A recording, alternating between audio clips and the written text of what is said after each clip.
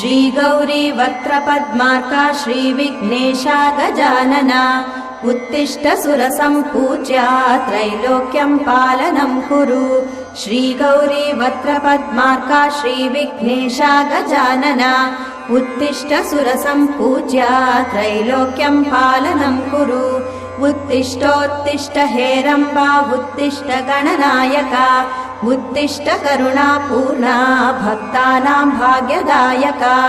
उत्तिष्ठोत्तिष्ठ हेरम्बा उत्तिष्ठ गणनायका उत्तिष्ठ करुणापूर्णा भक्तानां भाग्यदायका।